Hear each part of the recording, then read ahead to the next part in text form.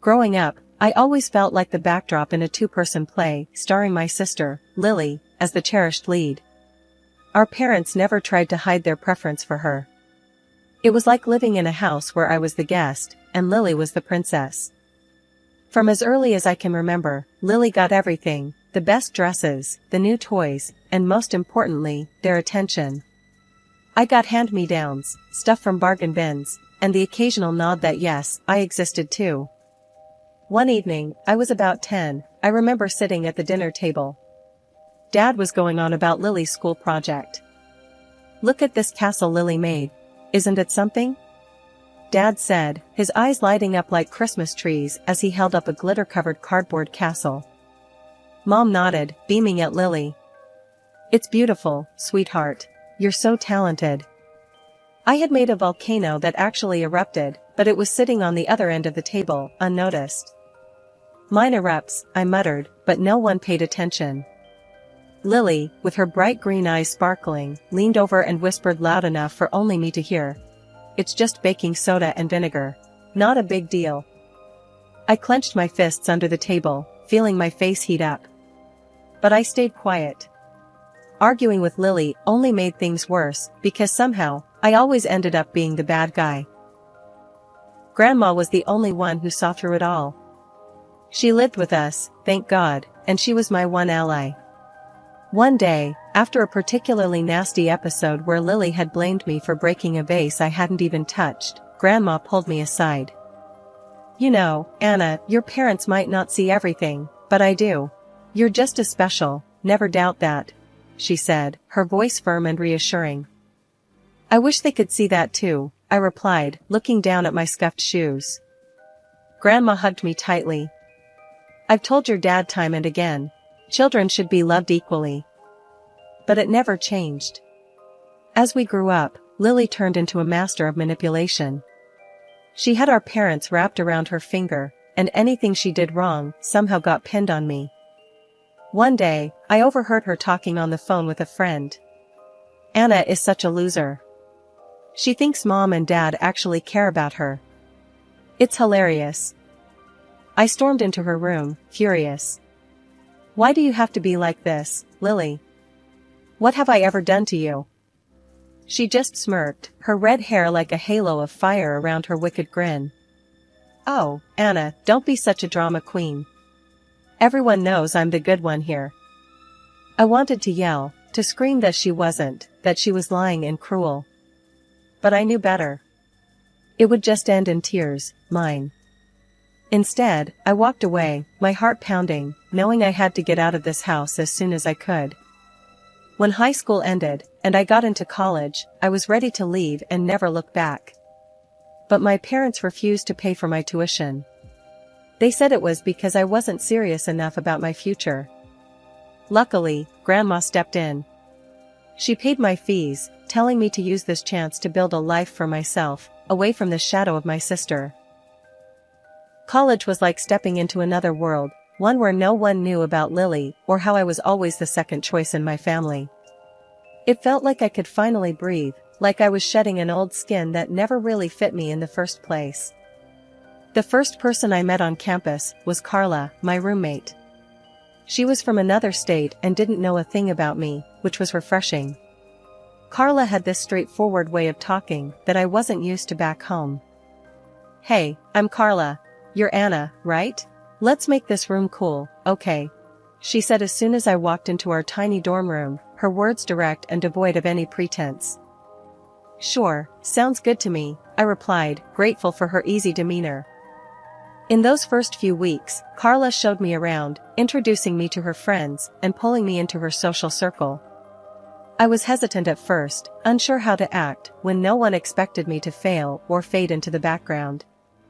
Hanging out with Carla and her friends, I realized they spoke their minds, no filters, no walking on eggshells.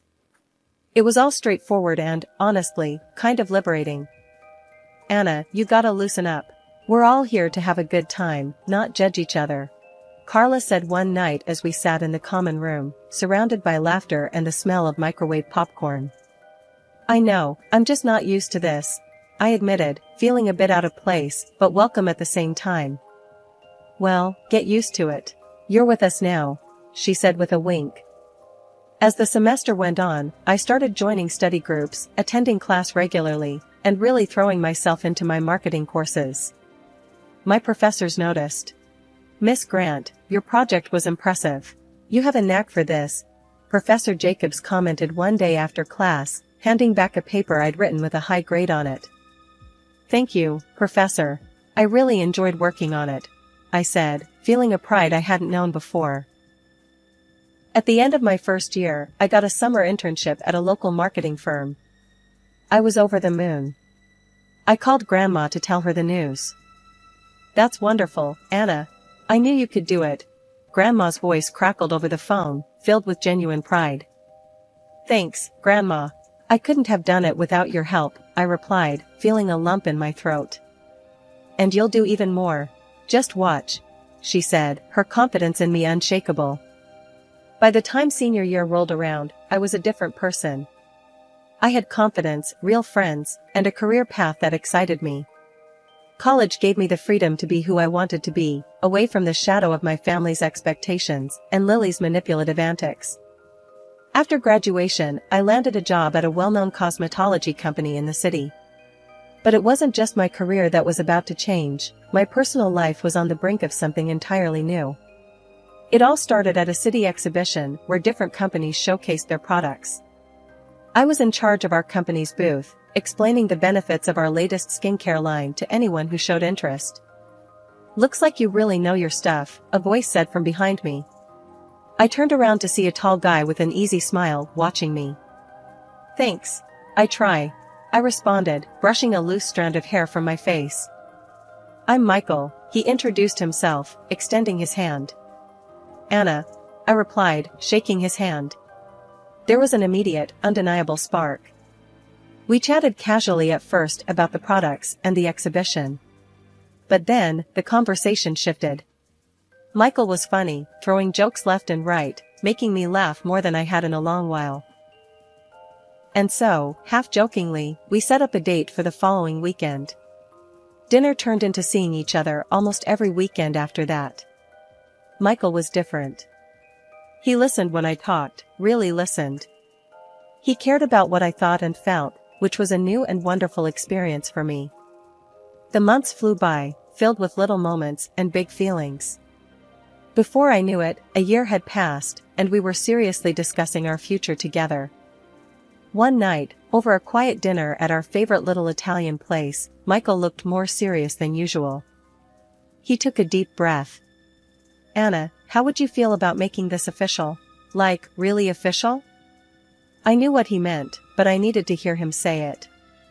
"Are you asking what I think you're asking?" I prompted him. Michael nodded, taking my hands in his. "Marry me, Anna. Let's start our own story." Tears sprang to my eyes, not from sadness, but from a profound happiness that flooded through me. "Yes, Michael, I'll marry you." Getting engaged to Michael was like a dream. I was over the moon, floating through my days with a goofy grin plastered on my face. But when it came to actually planning the wedding, reality hit hard and fast, especially when my family got involved. I remember calling my parents to tell them the news. Their response was lukewarm at best. "That's nice, dear," Mom said, her voice strained. "But are you sure about this? You know how these things can be rushed." I clenched my jaw, trying to keep my cool. "Yes, Mom, I'm sure. Michael is great, and we're really happy together." "Well, if you say so," she sighed, and then quickly changed the subject. The trouble really started when I went home to discuss the wedding plans. The air was thick with tension the minute I stepped into the house. Dad was the first to bring up the elephant in the room. "You know, Lily should really help with the wedding. She has such good taste," Dad suggested, casting a meaningful glance at Mom. Lily, who'd been surprisingly quiet, suddenly lit up. "Oh, absolutely. I'd love to help plan your wedding, Anna." I was suspicious. Lily and helping didn't usually go in the same sentence unless it benefited her directly. But before I could decline, Mom chimed in. "It would be such a nice way to bond before the big day. And think about it, Anna, with your work schedule, Do you really have the time to manage everything? Against my better judgment, I agreed. I was too busy, and maybe, just maybe, Lily had changed. How wrong I was. Weeks went by, and every time I called Lily to check on the progress, she reassured me with her sweetest voice. Everything's under control, sis. I booked the venue, and wait till you see the decorations I planned. 2 weeks before the wedding, I took a day off to see everything for myself. The venue was booked, all right, but that was about it. No caterer, no decorator, no nothing. It was a disaster waiting to happen. I called Lily, my voice shaking with anger. What the hell, Lily? You said everything was taken care of. Oh, calm down, Anna, you're always so dramatic. It's all going to be fine. She brushed me off. Fine? There's nothing done. Were you planning to ruin my wedding? There was a pause on the other end of the line. Then, in a voice dripping with feigned innocence, she said, I don't know what you're talking about. Everything will be ready, trust me. I hung up, fuming. No way I was going to let her mess this up. I called my friend Janet, who had an impressive experience with event planning. Janet, I'm in a bind. Can you help me salvage my wedding? Of course, Anna. Don't worry, we'll make sure your day is perfect. What's done is done. Let's fix this, Janet responded, her voice a lifeline in the chaos.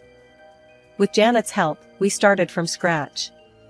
It was a mad dash of booking, tasting, and organizing, but slowly things started coming together. The day before the wedding, I confronted Lily again. This time in person. She just shrugged. Look, I did what I could. If that's not enough for you, then maybe you're expecting too much, Lily said, her voice cool and detached.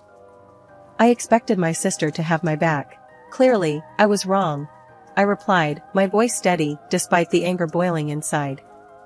Despite all the setbacks, the wedding day arrived, and it was everything I had hoped for and more. The venue looked beautiful, the food was delicious, and the music set the perfect mood. As I danced with Michael, feeling like the luckiest woman in the world, I almost forgot about the chaos Lily had tried to cause. Almost. But as the evening wore on, the inevitable couldn't be avoided. It was time for the speeches, and my heart sank as Lily stepped up to the microphone, her smile a little too sweet. Hello, everyone. Lily's voice was bright, carrying over the crowd. I just want to say how happy I am for Anna and Michael. Being the maid of honor and the wedding planner was such an honor. I could feel the anger bubbling up inside me.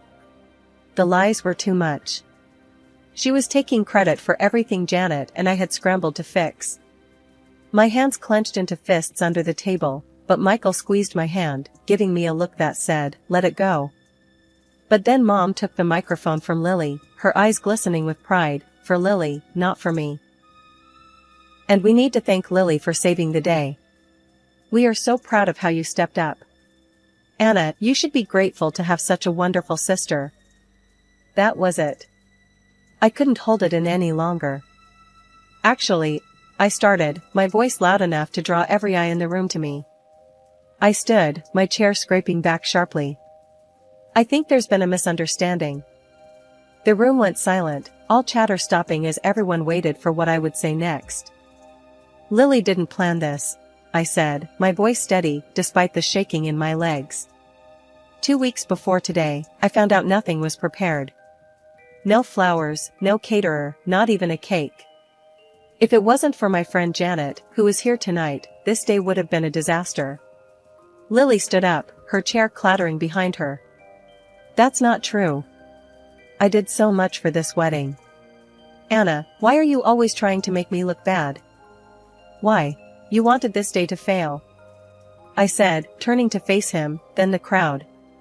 I have the emails from the vendors, messages saying they hadn't heard from anyone until I contacted them. Lily's expression faltered, then burst into tears, running from the room. The dramatic exit, another classic move. The rest of the evening was a blur. Some guests whispered and shot me sympathetic looks, while others seemed to buy into Lily's tearful act. It hurt, but at least now, some people knew the truth. As the party wound down, Michael held me close, whispering, "We're married now. That's all that matters." He was right. Despite the drama, we were together, and that was the most important thing. But as we left the venue, I couldn't help but feel the sting of my family's doubts, and Lily's treachery lingering in the air. Just when I thought things couldn't get any worse, they did. My sister Lily disappeared, leaving behind nothing but her car, her purse, and a damning note that pointed the finger straight at me. The note was a masterstroke in her ongoing drama, claiming my supposed cruelty drove her to think about ending her life. The fallout was immediate and brutal. My parents, already cool towards me thanks to Lily's theatrics at the wedding, now turned ice cold. The phone call from my mom about Lily's disappearance is etched into my mind, her voice cold and accusing. "Anna, your sister is gone. She left a note, and she blames you. She said you'd been cruel, that you pushed her to this," Mom said, each word like a dagger. "That's ridiculous. I haven't done anything to her. You know how she is, how she twists things," I shot back, my voice shaking with a mix of anger and despair. "Enough, Anna. Your sister is missing, possibly worse, and all you can think about is defending yourself," she snapped before hanging up. The accusations didn't stop there. Relatives, friends, even neighbors seemed to have read the script Lily left behind, all casting me as the villain in her twisted story. But the worst blow came from Grandma, the one person I thought I could always count on. When I went to see her, hoping for some support, she met me with a frosty gaze, her disappointment palpable. "Anna, I can't believe you. Your sister felt so tormented, she had to run away. And all you can say is that it's a lie?" Grandma's voice was stern, her usual warm tone gone. "Grandma, please, you know me. I would never hurt Lily," I pleaded, feeling the tears start to well up. Grandma shook her head, her expression hardening. "I thought I knew you. But Lily's note. Anna, she was clearly in a lot of pain. And no truth you wanted to prove is worth her life." "But it's not the truth," I protested, my voice rising in desperation. "I think it's best if you leave. I need to think about all this, about where we all went wrong," she said, turning away from me, signaling the conversation was over. Walking away from Grandma's house that day felt like leaving my last safe haven. Betrayed and isolated, the weight of the entire situation bore down on me, crushing. As the days turned into weeks, with no word from Lily, the strain started to show in every aspect of my life. Michael tried to be supportive, but the constant stress was a wedge between us. "Anna, maybe it's time to just let it go. Maybe stop trying to defend yourself and just move on," Michael suggested one evening, his voice weary. "How can I move on? My own family thinks I'm a monster. How do we just live with that?" I snapped, frustration boiling over. I felt utterly alone, surrounded by people who either believed the worst about me or didn't know how to help. And with Lily gone, the narrative she crafted seemed to solidify into an undeniable truth in the eyes of everyone around me. With each passing day adding weight to the loneliness I felt.